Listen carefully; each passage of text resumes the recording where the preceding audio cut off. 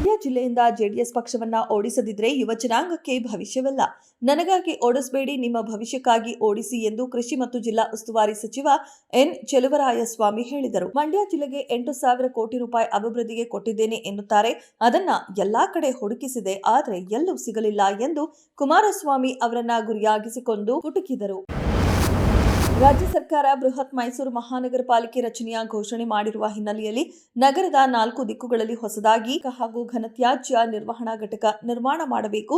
ಉತ್ತಮವಾದ ಸಂಪರ್ಕ ಕಲ್ಪಿಸಲು ಎಲ್ಲಾ ರಸ್ತೆಗಳನ್ನು ಅಭಿವೃದ್ಧಿಪಡಿಸುವುದಲ್ಲದೆ ಹೆಚ್ಚುವರಿಯಾಗಿ ರಸ್ತೆಗಳನ್ನು ನಿರ್ಮಿಸಬೇಕು ಎಂದು ಕಾಂಗ್ರೆಸ್ ನಿಯೋಗ ಜಿಲ್ಲಾಡಳಿತವನ್ನ ಒತ್ತಾಯಿಸಿದೆ. ಕರ್ನಾಟಕ ಮಹಾರಾಷ್ಟ್ರ ಗಡಿ ವಿವಾದಕ್ಕೆ ಸಂಬಂಧಿಸಿದಂತೆ ಮಹಾರಾಷ್ಟ್ರ ಸರ್ಕಾರ 22 ವರ್ಷಗಳ ಹಿಂದೆ ಸಲ್ಲಿಸಿರುವ ಅರ್ಜಿಯ ವಿಚಾರಣೆಯನ್ನ ಸುಪ್ರೀಂ ಕೋರ್ಟ್ ಬುಧವಾರ ಕೈಗೆತ್ತಿಕೊಳ್ಳುತ್ತಿದ್ದು ತೀವ್ರ ಕುತೂಹಲ ಮೂಡಿಸಿದೆ. ಬೆಳಗಾವಿ ಸೇರಿದಂತೆ ಕರ್ನಾಟಕದಲ್ಲಿರುವ 865 ನಗರ, ಪಟ್ಟಣ ಹಾಗೂ ಗ್ರಾಮಗಳು ಮಹಾರಾಷ್ಟ್ರಕ್ಕೆ ಸೇರಬೇಕು ಎಂಬ ಮಹಾರಾಷ್ಟ್ರ ಸರ್ಕಾರದ ಅರ್ಜಿಯನ್ನ ವಿಚಾರಣೆಗೆ ಅಂಗೀಕರಿಸಬೇಕು ಅಥವಾ ತಿರಸ್ಕರಿಸಬೇಕು ಎಂಬ ಮಹತ್ವದ ನಿರ್ಣಯ ಸುಪ್ರೀಂ ಕೋರ್ಟ್ನಿಂದ ಹೊರಬೀಳುವ ಸಾಧ್ಯತೆ ಇದೆ. ರಾಜ್ಯದಲ್ಲಿ ನಾಯಕತ್ವ ಬದಲಾವಣೆ ವಿಚಾರ ಇನ್ನೂ ಬಿಸಿಯಾಗಿಯೇ ಇದೆ. ಇದರ ನಡುವೆ ಇಂದು ಡಿಕೆಶಿ ಬೆಂಬಲಿಗರ ಸಭೆ ನಡೆಸಲು ತೀರ್ಮಾನಿಸಿದ್ದರು. ಆದರೆ ಕೊನೆಯ ಕ್ಷಣದಲ್ಲಿ ಇದು ರದ್ದಾಗಿದೆ. ಡಿಕೆ ಶಿವಕುಮಾರ್ ಮೊನ್ನೆಯಷ್ಟೇ ದೆಹಲಿಗೆ ಹೋಗಿ ಹೈಕಮಾಂಡ್ ನಾಯಕರ ಜೊತೆ ಮಾತುಕತೆ ನಡೆಸಿ ಬಂದಿದ್ದಾರೆ.